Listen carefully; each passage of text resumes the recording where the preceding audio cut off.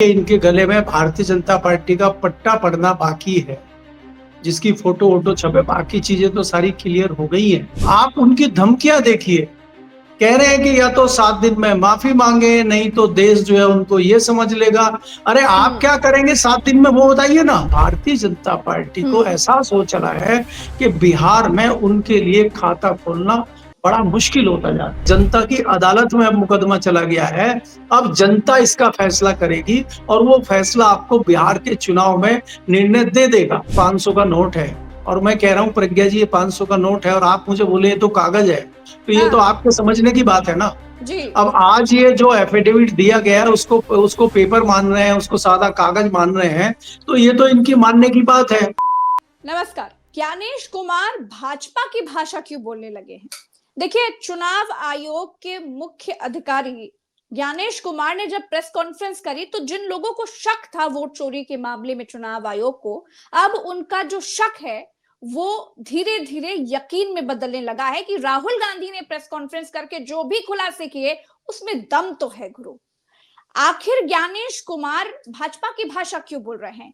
उनका काम था प्रेस कॉन्फ्रेंस करने के बाद वो राहुल गांधी के सवालों के जवाब देते, लेकिन वो लीपापोती करते नजर आए, एक भी सवाल के जवाब नहीं दिए बल्कि धमकियां देने लगे। तो आखिर ज्ञानेश कुमार भाजपा नेता जैसे क्यों ट्रीट करने लगे हैं?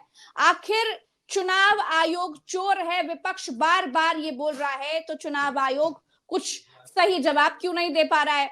इन सब पर बात करेंगे। और हाँ, एक बड़ी इंपॉर्टेंट बात कि आखिर विपक्ष ज्ञानेश कुमार जी के ऊपर किस तरीके से उनकी मुसीबत बढ़ा सकता है, क्या करने वाला है, अगला कदम क्या है, सब पर विस्तार से बात करेंगे। आज की डिबेट बड़ी महत्वपूर्ण होने वाली है दोस्तों, इसलिए एक एक सवालों को जरूर सुनिएगा और पूरी डिबेट जरूर देखिएगा। हमारे साथ आज वरिष्ठ पत्रकार केपी मलिक जी है।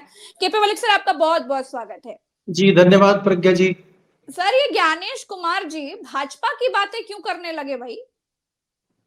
बस देखिए, ऐसा है कि इनके गले में भारतीय जनता पार्टी का पट्टा पड़ना बाकी है, जिसकी फोटो वोटो छपे, बाकी चीजें तो सारी क्लियर हो गई हैं। आप ये देखिए, ये इतनी छोटी छोटी चीजों में ध्यान दे रहे हैं कि किस प्रकार से रविवार को उसी टाइम प्रेस कॉन्फ्रेंस की जाए जब राहुल गांधी अपनी रैली की शुरुआत सासाराम में कर रहे हैं। आप सोचिए कैसे छोटी छोटी बातों को ध्यान में रख रहे हैं। और दूसरा, आप उनकी धमकियां देखिए, कह रहे हैं कि या तो 7 दिन में माफी मांगे, नहीं तो देश जो है उनको ये समझ लेगा। अरे आप क्या करेंगे 7 दिन में, वो बताइए ना। वो नहीं बता रहे हैं। हम ये पूछ रहे हैं कि अगर वो 7 दिन में माफी नहीं मांगते हैं, एफिडेविट नहीं देते हैं, तो आप क्या करेंगे वो बताइए। वो बताने के लिए कुछ नहीं है और उनको तो आप 7 दिन का टाइम दे रहे हैं। जो भारतीय जनता पार्टी के मंत्री हैं अनुराग जी, उनको भी कुछ देंगे, उनसे भी कुछ बात करेंगे।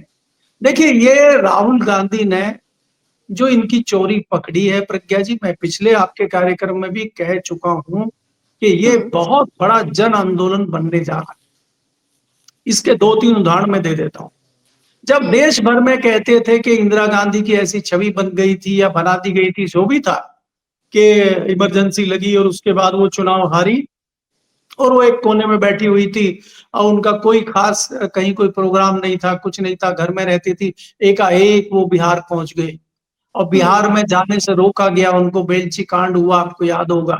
और बेलची वो हाथी पे बैठ के चली गई, वो जो तस्वीर छपी उनकी, उसने हंगामा मचा दिया।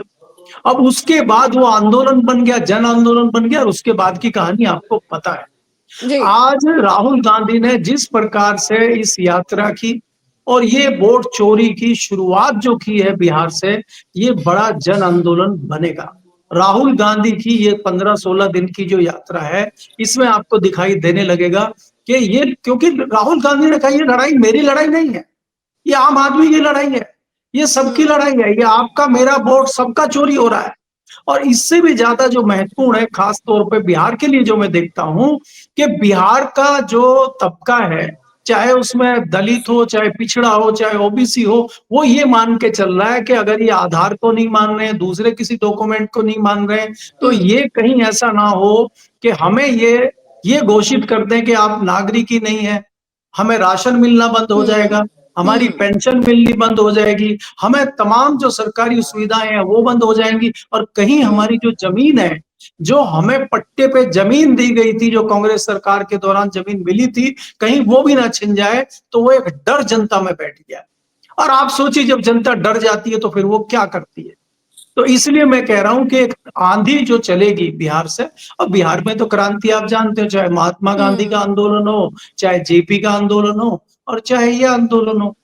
और उस टाइम की टेक्नोलॉजी और आज की टेक्नोलॉजी का फर्क आप देख लीजिए। आप तो 1 मिनट में चीजें आपके सामने आती हैं, आप कहाँ कहाँ चोरी करेंगे, क्या क्या करेंगे आप। बिल्कुल सही बात है। आप ये देखिए कि जग जाहिर है, सबको पता है कि भारतीय जनता पार्टी को सपोर्ट करने के लिए चाहे चिराग पासवान हो, और चाहे वो एक नई पार्टी बना के घूमे हैं, जो मोदी जी के चाणक्य कहे जाते थे पहले, हालांकि बाद में तो चाणक्य अमित शाह बने हैं, लेकिन उससे पहले बिहार के चाणक्य आते थे, फिर वो कांग्रेस के चाणक्य बन गए, आजकल वो बिहार के खुद ही स्वघोषित चाणक्य बन गए, वो भी कोशिश कर रहे हैं। लेकिन मैं ये कह रहा हूं, भारतीय जनता पार्टी के तमाम इन षड्यंत्रों के बाद, तमाम साम दाम दंड भेद करने के बाद भी, इस बार भारतीय जनता पार्टी को एहसास हो चला है कि बिहार में उनके लिए खाता खोलना बड़ा मुश्किल होता जा रहा है।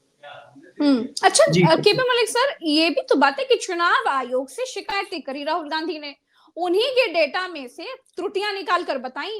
अब आप कह रहे हो कि जो पीपीटी करके राहुल गांधी ने त्रुटियां दिखाई, जो प्रेस कॉन्फ्रेंस करके खामियां बताई, जो शिकायतें करी, वो गलत है, वो सब झूठ है, वो सब फेक है। मतलब ये कैसे कह सकते हैं भाई? आपको तो, आप शिकायतकर्ता की गर्दन दबा रहे हैं भाई, आपको तो शिकायतों पर काम करना चाहिए ना। तो कैसे ज्ञानेश कुमार ये बात कह रहे हैं कि जो डेटा राहुल गांधी ने दिखाया वो डेटा सही नहीं है, उसमें छेड़छाड़ की, वो फेक है?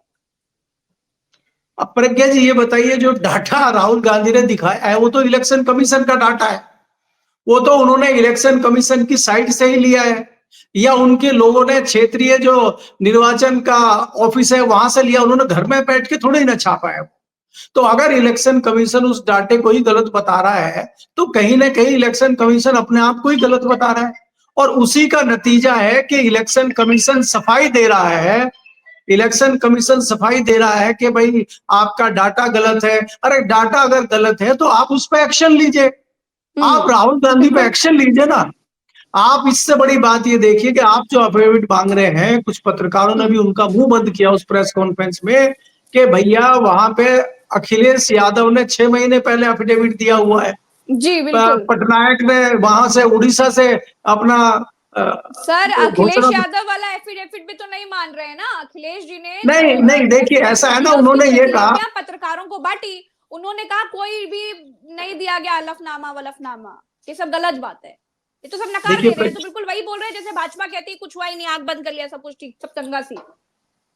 देखिए प्रज्ञा जी, ऐसा है कि अगर एक 500 का नोट है, और मैं कह रहा हूं प्रज्ञा जी ये 500 का नोट है, और आप मुझे बोले तो कागज है, तो ये तो आपके समझने की बात है ना जी। अब आज ये जो एफिडेविट दिया गया है उसको पेपर मान रहे हैं, उसको सादा कागज मान रहे हैं, तो ये तो इनकी मानने की बात है।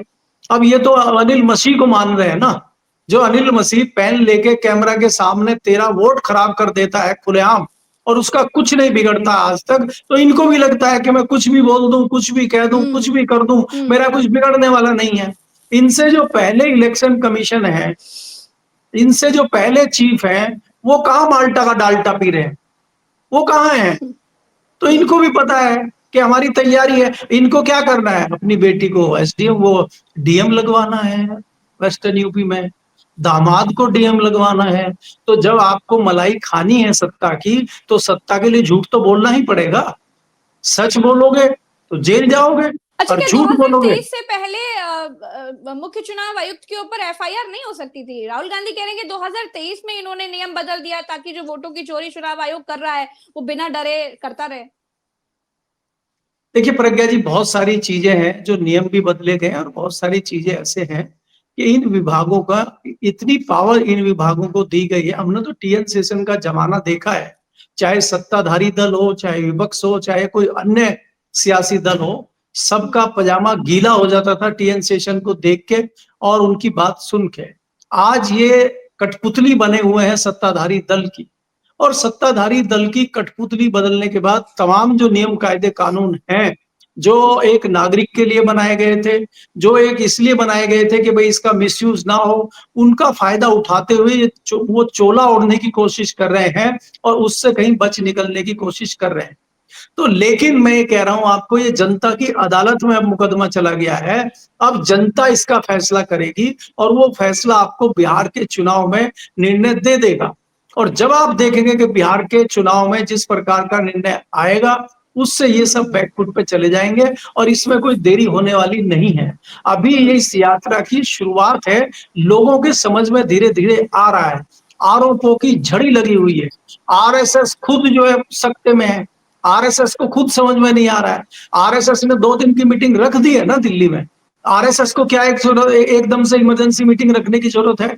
आरएसएस को भी पता है कि मामला इतने आगे बढ़ चुका है कि वहां से वापस आना अभी बहुत मुश्किल है।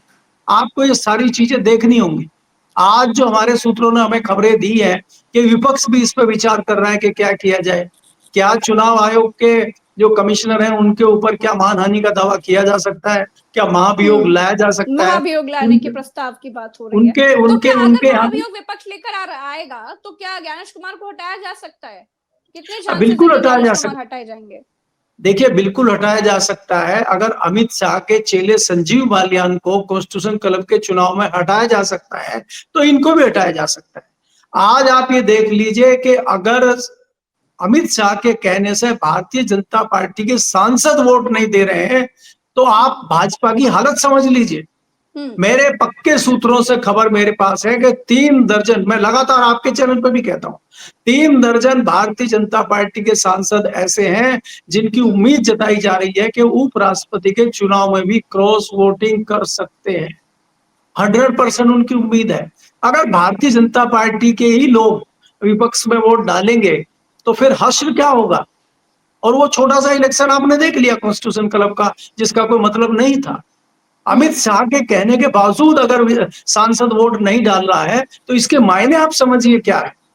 तो इसलिए परिस्थितियां बहुत चेंज हो चुकी है और अब वो जो रुतबा और जो जज्बा था वो सब समाप्त हो चुका है। ये सिर्फ लकीर पीट रहे हैं, चाहे वो चुनाव आयोग हो और चाहे भारतीय जनता पार्टी सुप्रीम हो। जी, लेकिन केपी मलिक सर, ये कैसे हो सकता है कि एक पूर्व मुख्यमंत्री, उत्तर प्रदेश के पूर्व मुख्यमंत्री रहे हैं अखिलेश यादव, संवैधानिक पद पर हैं, और वो एफिडेविट की प्रतिलिपि पत्रकारों को दिखा रहे हैं कि ये लीजिए मैंने हलफनामा दिया हुआ था, आप देखिए ये है पूरी चीजें, ये है पूरे दस्तावेज, 18,000 वोटों का गड़बड़ी हुई थी। अब उसको ज्ञानेश कुमार कह रहे हैं कि कोई हलफनामा दिया ही नहीं गया। ये कैसे, मतलब इतना बड़ा झूठ, इतनी सारी चीजें, जबकि वो प्रतिलिपि दिखा रहे हैं, बांट रहे हैं पत्रकारों को, उसके बावजूद ज्ञानेश कुमार आके कहते रहे कि नहीं जी कुछ है ही नहीं। तो ये क्या चल रहा है? तो बिल्कुल सरासर अंधेर गर्दी चल रही है। देखिए प्रज्ञा जी, मैं खोया पाया केंद्र हो गया क्या ज्ञानेश कुमार मैं पहले भी आपको कह चुका हूं कि चुनाव आयोग की जो गरिमा गिरी है, चुनाव आयोग को जिस प्रकार से धूमिल, उसकी जो इज्जत थी चुनाव आयोग की, जिस तरह से इन्होंने धूमिल किया है, जिस प्रकार से उसकी गरिमा गिरी है, ये सबके लिए दुर्भाग्यपूर्ण है और देश की छवि बहुत खराब हो गई है। बाहर विदेशों में भी अगर आप देखेंगे, जिस चुनाव आयोग को ये माना जाता था कि भारत का चुनाव आयोग निष्पक्ष काम करता है और दुनिया का सबसे बड़ा चुनाव कराने वाला एक ऐसा आयोग है, उसकी छवि बहुत धूमिल हुई है, जो हम सब देशवासियों के लिए, सब नागरिकों के लिए बड़ा ही दुर्भाग्यपूर्ण है। लेकिन इन लोगों को शर्म इसलिए नहीं आ रही क्योंकि बेशर्म लोग हैं। आपने देखा ना कि कुछ दिन पहले तक उपराष्ट्रपति का क्या रवैया था और आज उनका क्या हाल है। और कल को अगर यही हाल ज्ञानेश कुमार का हो जाता है तो मुझे तो कोई आश्चर्य नहीं होगा, क्योंकि आप एक टूल के रूप में काम कर रहे हैं और जब तक आप काम करने लायक हैं तब तक आप तोते की तरह बोलते रहिए और जब आप बोलने लायक नहीं रहेंगे आपका पता ही नहीं चलेगा। इस तरह के लोगों की लंबी फेहरिस्त है, उसमें कई सारे ब्यूरोक्रेट भी हैं, कई सारे जज भी हैं, कई सारे मंत्री भी हैं। आप निकाल लीजिए सूची कि किसका क्या हश्र हुआ, जो रास्ते में आया या बढ़ चढ़ के बोला उसका क्या हुआ, तमाम रिकॉर्ड आपके पास है।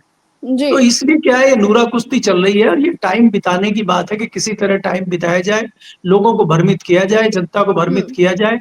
ये भ्रमित करने का काम। ये शपथ पत्र का क्या लफड़ा है भाई? इधर ज्ञानेश कुमार कह रहे हैं शपथ पत्र दीजिए, आपने जो चीजें कही हैं आप लिख कर दीजिए, आप जो कह रहे हैं सही है, नहीं तो फिर आप झूठे कहलाएंगे, 7 दिन के अंदर शपथ पत्र दीजिए, नहीं तो देश से माफी मांगिए। मतलब क्या चल रहा है भैया? ज्ञानेश कुमार जी क्या बन गए हैं, क्या हो गया? धमकी वमकी देने लगे, गुंडों की भाषा बोलने लगे, एकदम बिल्कुल भाजपा के नेता एकदम हो गए हैं। और इधर विपक्ष भी कहने लगा है कि आप कह रहे हैं कि अगर क्या हुआ एक व्यक्ति का नाम वोटर लिस्ट में दर्ज है कि वो एक से ज्यादा जगह उसका नाम दर्ज है, वोट तो वो एक ही जगह देगा। मतलब क्या बचकानी बातें कर रहे हैं ज्ञानेश कुमार जी? इतने सीनियर अधिकारी हैं, सुप्रीम कोर्ट के जजों जैसी सैलरी पाते हैं, इतना बड़ा तामझाम है, एकदम बचकांड चीजें कर रहा है चुनाव आयोग सर। देखिए प्रज्ञा, मैंने पहले ही कहा कि चुनाव आयोग एक कठपुतली के तौर पे काम कर रहा है। जैसे पहले सीबीआई ईडी को हम कहते थे, आज उसमें एक और नाम जुड़ गया, चुनाव आयोग का। और दूसरी बात, ये मेरा सवाल आपसे आगे बढ़ के है, राहुल गांधी को आप कह रहे हैं कि या तो आप माफी मांगिए 7 दिन में, या आप जो है एफिडेविट दीजिए। और अगर, और मेरा सवाल ये है कि अगर वो माफी नहीं मांगते, एफिडेविट नहीं देते, तो आप 7 दिन बाद उनको फांसी चढ़ाएंगे, उनको जेल में डालेंगे, उनको क्या करेंगे नहीं वो तो भी तो कह रहे हैं बताइए। कि वो देश बता समझ नहीं लेगा रहे। आप झूठे थे, बच्चों का खेल चल रहा है। नहीं तो वो झूठे थे, आपके कहने से झूठे हो जाएंगे क्या? क्या आप झूठ का सर्टिफिकेट देंगे क्या? आप वोट का सर्टिफिकेट तो दे नहीं रहे, झूठ का सर्टिफिकेट आप दे जैसे रहे सर हैं। बच्चे नहीं खेल खेल में कहते मम्मी कसम खाओ वरना तुम झूठे, वही कर रहा है, वही कर रहा है चुनाव आयोग। तो बिल्कुल प्रज्ञा जी, मैं यही कह रहा हूं कि मजाक बना के रख दिया है चुनाव आयोग का, और इससे बहुत ज्यादा दुख हम लोगों को हो रहा है। और ये दुखद है सबके लिए कि चुनाव आयोग की इस तरह भद पिट रही है और देश की जनता देख रही है। लेकिन अब लोगों को समझ में आ गया है, इसीलिए मैं आपको कह रहा हूं कि आप बिहार चुनाव का इंतजार कीजिए। ये चाहे चुनाव आयोग हो और चाहे ये इस तरह के लोग हों जो भ्रमित करने का काम कर रहे हैं, सबको घर भेजने का काम जनता कर रही है, और ये मुकदमा जनता की अदालत में आ चुका है। जी जी, चलिए बहुत बहुत शुक्रिया केपी मलिक सर, आपने समय दिया। दर्शकों का भी बहुत बहुत आभार। तो चुनाव आयोग ने जिस तरह की प्रेस कॉन्फ्रेंस करी और जो बातें जो तथ्य रखे, उसको देखकर आज देश का हर नागरिक ये यकीन करने लगा है कि राहुल गांधी ने जो साक्ष्य पेश किए, राहुल गांधी ने जो सबूत दिखाए, उसमें दम तो है, उन बातों में बहुत दम है। जो आज हड़बड़ी में आकर प्रेस कॉन्फ्रेंस करके ज्ञानेश कुमार जी चले गए और एक भी सवालों का जवाब नहीं दिया जो विपक्ष बार बार पूछ रहा था। तो फिलहाल हमारे साथ इतना ही। देश में जो कुछ हो रहा है हम आपको सब कुछ बता रहे हैं, विस्तार से बता रहे हैं। चैनल को सब्सक्राइब कीजिएगा, वीडियो को शेयर कीजिएगा और अपनी राय कमेंट में जरूर बताइएगा ताकि हम समझ पाए कि आपके क्या सवाल है। तो नमस्कार, हमें दीजिए इजाजत। जय हिंद।